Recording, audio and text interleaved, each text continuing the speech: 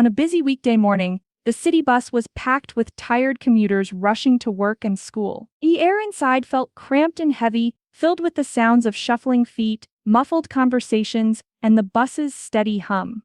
Among the passengers was a young woman, dressed sharply in a stylish coat and carefully chosen shoes. Her makeup was perfect, and her long hair shone under the bus's flickering lights. Clutched tightly in her hand was an expensive handbag, polished and neat, matching the confident way she carried herself. She scanned the crowded bus with a sharp eye, looking for a place to sit. Her gaze landed on a man in a military uniform sitting near the back. His face was tired, marked by long days and hard work, but there was a quiet strength in his posture. His military bag rested beside him, worn but well cared for. The woman's expression shifted. Without hesitation, she stood up and took a few steps down the aisle, deliberately avoiding the empty seat next to the soldier. Her eyes narrowed slightly as she looked away, clearly uncomfortable and unwilling to share space with him.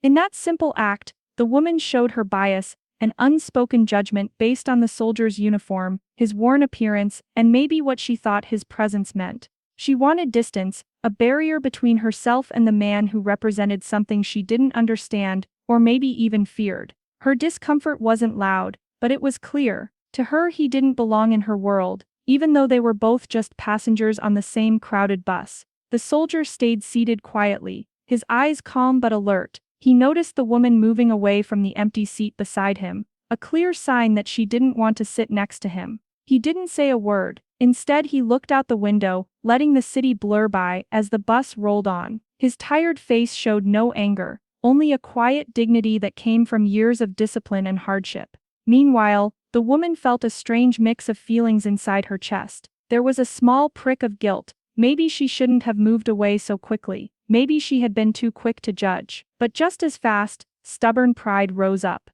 She told herself she had every right to keep her distance. After all, she didn't know this man or anything about him. He was just a soldier, and that made her uneasy. She kept her head high, clutching her handbag a little tighter as if it could protect her from the uncomfortable feelings stirring inside. Around them, the other passengers watched silently. Some cast quick, pitying glances at the soldier, recognizing the weight he carried in his tired eyes and worn uniform. Others didn't seem to care at all, lost in their own thoughts and distractions. The bus felt full of quiet tension, like a held breath waiting to be released. As the bus continued on its route, the woman's mind drifted back to her past. She remembered growing up in a wealthy neighborhood, surrounded by people who lived in comfort and safety. Her parents always warned her to be careful around strangers, especially those who seemed rough or different. Soldiers were sometimes painted as distant or harsh in the stories she had heard, strong and serious, but not the kind of people she wanted close. She hadn't met many, and the ones she did see were always in uniform, a reminder of a world she didn't belong to. That flash of memory made her heart race a little faster. She wasn't sure why, but the presence of this soldier brought all those old fears back. Was she being unfair? Was her judgment based on truth or just her own scared, sheltered past? She shifted nervously in her seat, avoiding his gaze but unable to stop thinking about him. The bus seemed to grow smaller, the space between them filled with unspoken questions and doubt. As the journey went on, the woman's anxiety grew. She wondered if the soldier had noticed her thoughts. She hoped he hadn't, but a part of her wished he would speak, break the silence, and maybe make her see things differently. The moment felt heavy, like something important was waiting to happen, something that might change how she saw him, and maybe even herself. As the bus rattled along the uneven road, it suddenly hit a sharp bump. The woman, already tense and uneasy, lost her grip on her expensive handbag. The bag slipped from her hands and fell to the floor with a soft thud, its clasp popping open. In an instant, a scatter of items spilled out onto the bus floor: delicate photographs, shiny medals, neatly folded letters, and something unexpected, a small, worn-out military uniform patch, faded but clearly visible among the other things. Heads turned as passengers noticed the scattered belongings. The woman's face flushed deep red as she hurried to kneel and gather everything up. Her hands trembled slightly, desperate to hide what had fallen from her bag. But before she could reach everything, the soldier quietly stood and bent down beside her. With gentle care, he picked up a few of the items: a photo of a young man in uniform, a medal shining with proud history, and a letter folded carefully. His eyes softened as he looked over the things, taking in the evidence of a deep connection to the military world she had seemed so reluctant to face. The patch, worn and faded, told its own story of service and sacrifice. The woman's heart pounded harder. She was mortified. How could he see this? How could anyone know this side of her life she had kept so carefully hidden? She had always tried to keep her family's military ties private,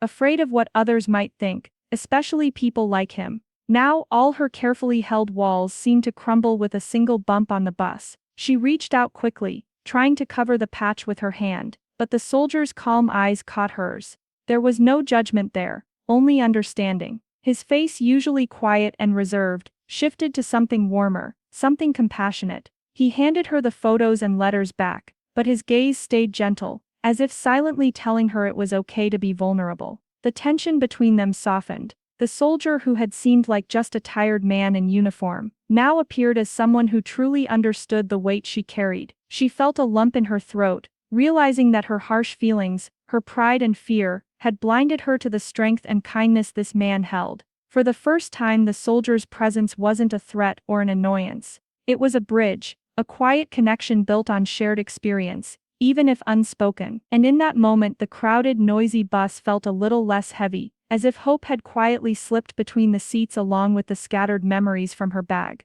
The bus continued its slow journey through the city streets, the low hum of the engine filling the silence that had settled between the woman and the soldier. She clutched her bag tightly now, the weight of its contents heavier in her mind than in her hands. The soldier sat back down, but this time, instead of looking out the window or staring quietly, he turned slightly toward her. "You know," he began softly, his voice steady but calm, "not many people understand what life is like for those of us in the military. It's not just about wearing the uniform or carrying a weapon." He paused, glancing down at the medals and letters she had just picked up. "It's about sacrifice. Things you don't see. Long days away from family, nights spent worrying about things no one else knows, friends lost, dreams put on hold, and yet you keep going because it's bigger than yourself."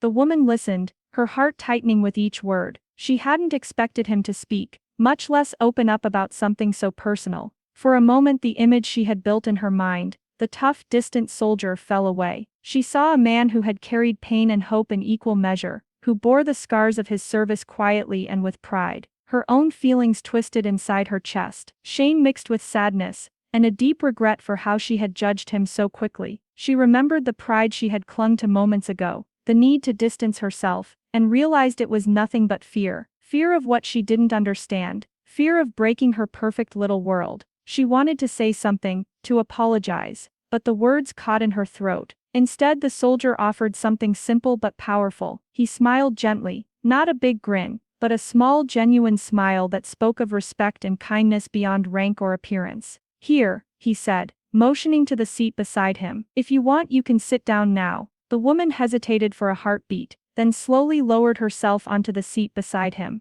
It felt like crossing a bridge she hadn't known was there, stepping into a new understanding. Around them, other passengers began to notice the change too. Some shifted their gaze, seeing her not as the snobby girl who refused to sit next to a soldier, but as someone who was starting to let go of her fear and pride. A few glanced with quiet approval. An elderly woman gave a small nod, and a young man smiled subtly. The air seemed lighter somehow, as if the shared human moment had softened the hardness between them. The soldier spoke again, telling a brief story about a comrade who had taught him about courage, not the kind shown in battles, but the courage to keep going when everything inside wants to give up. The woman's eyes filled with tears. She barely fought back, understanding at last that strength was not about looking tough or keeping distance. It was about kindness, empathy, and the willingness to connect. For the first time in the entire ride, the woman felt something real, a quiet respect for the soldier beside her, and a growing hope that maybe, just maybe, she could let go of the walls she had built and see the world differently.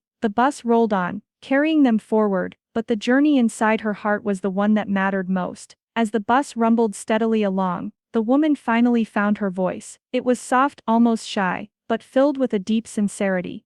"I'm sorry," she said quietly, looking down at her hands. "I judged you too quickly. I didn't understand. I was afraid, I guess." The soldier's face softened even more, and he nodded gently. "It's okay," he replied. "Fear can make us see things in a certain way. What matters is what we do after." Encouraged by his kindness, The woman took a breath and shared a part of her story she had kept hidden. My father, he was in the military too. A long time ago. He worked hard and sacrificed a lot for our family. I guess I didn't want to admit how much I missed him or how proud I am of him. Her voice cracked just slightly, and for a moment the walls she'd built around herself seemed to crumble. The snobby, judgmental mask was gone, replaced by a young woman who just wanted to be understood. The soldier smiled gently, his eyes full of respect. That's something to be proud of, he said. It's not easy carrying that kind of legacy, but it also means you know the value of strength and sacrifice in a way most people never will. The bus neared her stop. She stood slowly, gathering her bag and belongings with a new sense of calm and respect. As she turned to step off, a loud clatter caught her attention. A man sitting a few rows ahead had dropped his wallet and phone.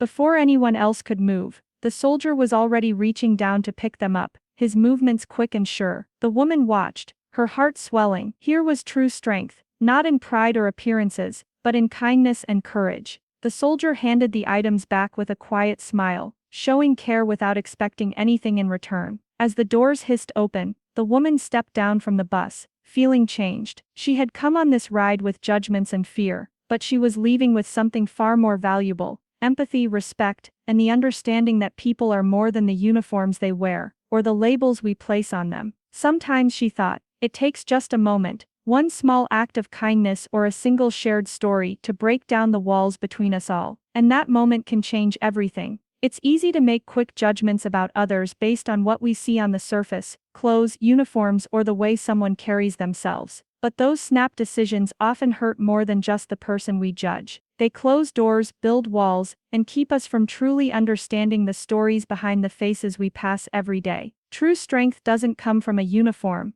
a title, or even pride. It comes from the kindness we show, the courage to be vulnerable, and the respect we give to one another. The soldier and the woman remind us that behind every person is a story of sacrifice, struggle, and hope. Before we turn away or push someone aside, it's worth pausing to look closer, to listen, to learn, and to open our hearts. Because when we choose empathy over bias, we not only change how we see others, we change ourselves. And that change can make the world a little kinder, one small moment at a time.